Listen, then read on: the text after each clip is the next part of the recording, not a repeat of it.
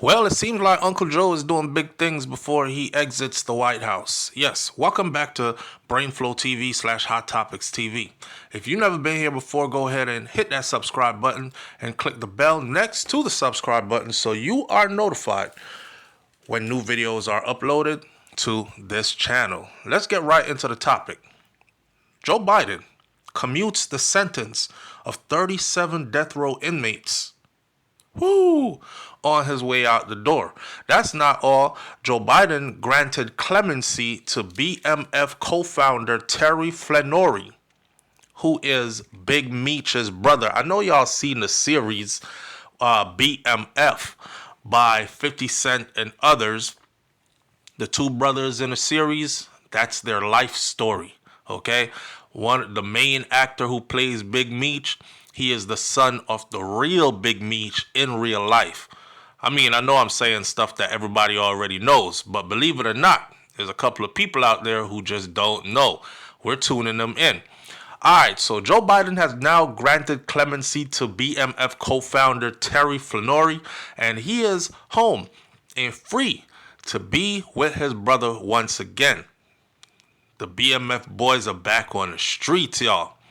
President Joe Biden has granted clemency to Terry Southwest Flenory, the co-founder of the Black Mafia family, the infamous BMF that you hear everybody rapping about, talking about, making movies about, pretending to be like.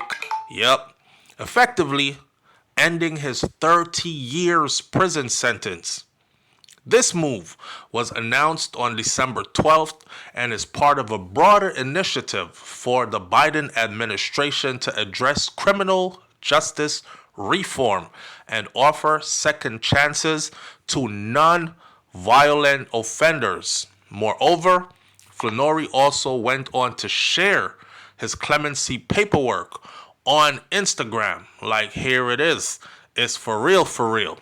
Flenory, who had been under home confinement for the past 4 years due to COVID-19 precautions, is now officially a free man. He joins nearly 1,500 individuals who have been impacted by Joe Biden's clemency efforts, which also includes 39 pardons for non-violent crimes. Let's talk about the BMF impact for a minute.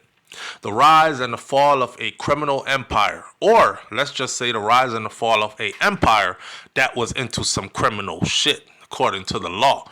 So Terry Flenory and his brother Demetrius Flenory, aka Terry and Big Meech, they built one of the most infamous criminal enterprises in U.S. history. Founded in Detroit in the late 1980s, the BMF Black Mafia family grew into a nationwide cocaine distribution network. By the early 2000s, them boys were balling, heavy balling. The brothers controlled a multi-million-dollar operation stretching from Alabama to Los Angeles.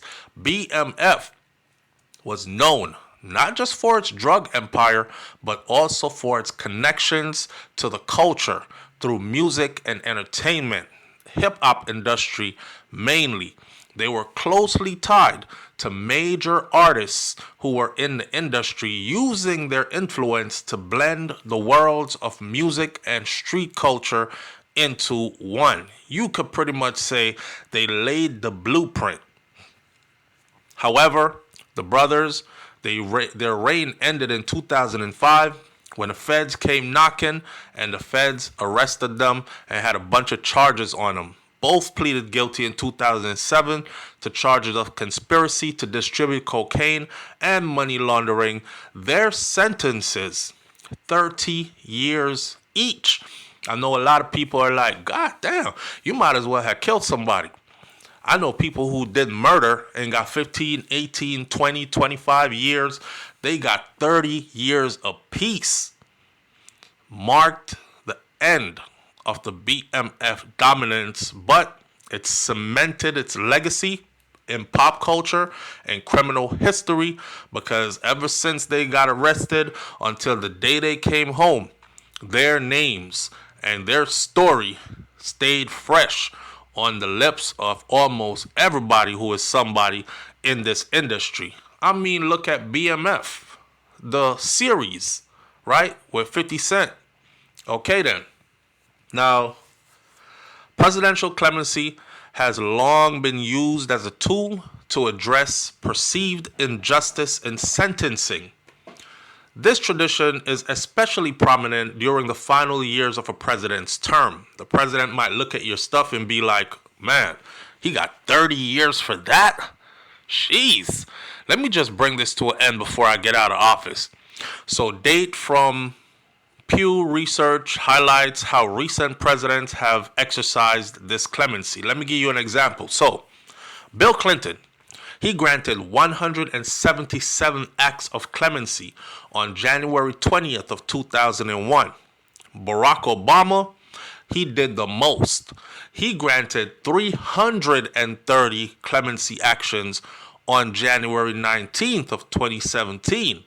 Donald Trump, at the end of his first round, 4 years, he granted 116. And of course, out of those three, Donald Trump granted the least, and President Obama granted the most, doubling plus some what Donald Trump granted.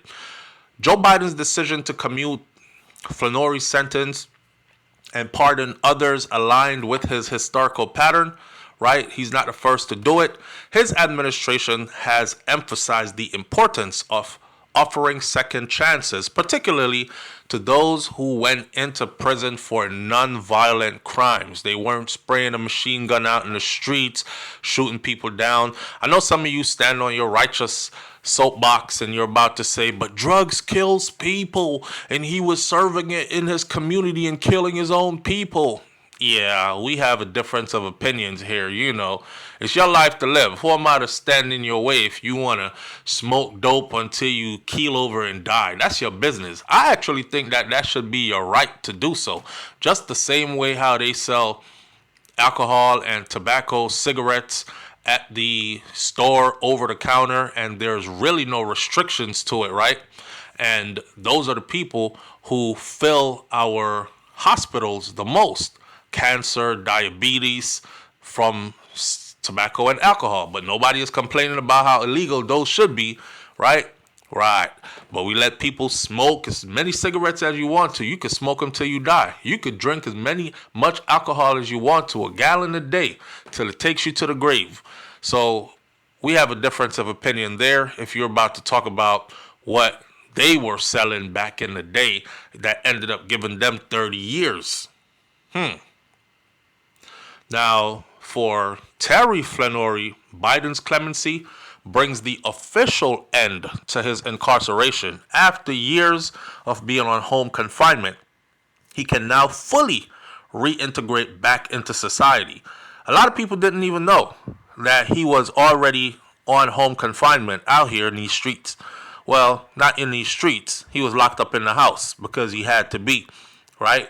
Now, while his release symbolizes a personal milestone, it also represents a broader shift in how the system approaches nonviolent drug offenses. Because over the past decade, there has been growing recognition for the need to address the overly harsh sentence for some crimes.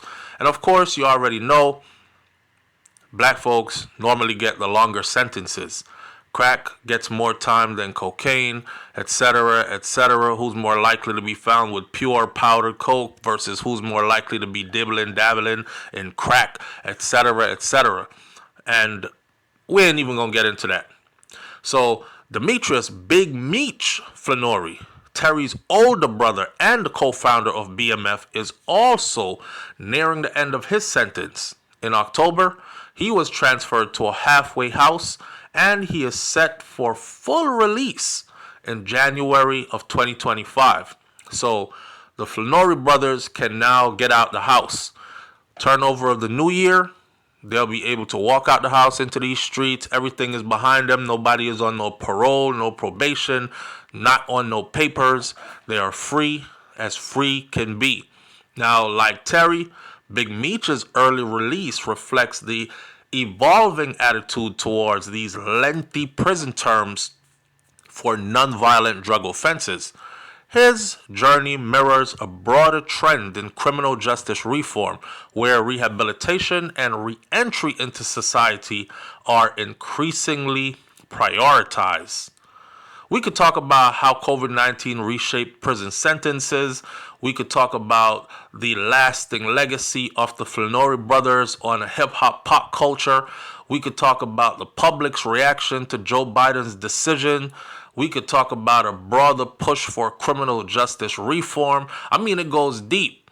We could talk about what's next for the Flannery brothers. So as Terry embraces his newfound freedom, the focus shifts to what's about to happen next. You know, believe it or not, there are people out here who actually are pretending or acting like these brothers about to just jump back in the streets and get back to slinging dope. And I hope not. And I'm pretty much willing to bet a good amount of money on it. If I got any of that, that ain't what it's going to be. I think they have now moved on to corporate dollars. There's a lot of money out here for them to be made. Every platform and everybody is going to be writing a check to hear them tell their story. And although BMF, the series, did pretty well, everybody tuned into it, watched it, I think their life story could be sold to the big screen, and whoever is going to buy that is going to be the one to cut a check for a lot of money. So they went into prison with money. They came out to prison with money also. Will he use his story as a cautionary tale or an inspiration for change? We don't know. For many, their release serves as a reminder of the potential for redemption. It also highlights the importance of creating opportunities for people to be reintegrated back into society after doing these long sentences. The future of clemency under Biden, we don't really know, and honestly, we don't really care, because in about 30 days or less, Joe Biden will no longer be our president, and Donald Trump will pick up where Joe Biden left off. Now, let's talk about something else and somebody else. Let's talk about another thing Joe Biden did. Biden commuted the sentence of 37 death row inmates in final month of his presidency. Shoosh, I know what. If I was one of them inmates and I didn't want to get, because you know you got some of these inmates who do want to be executed, but if I was one that didn't want to be and he saved me, I would be like, thank you, Mr. Biden, thank you so much. You know, President Biden commuted the sentence of nearly all the inmates on federal death row. A move that comes not even 2 weeks after he went through with the largest single-day grant of clemency in American history. Go Joe.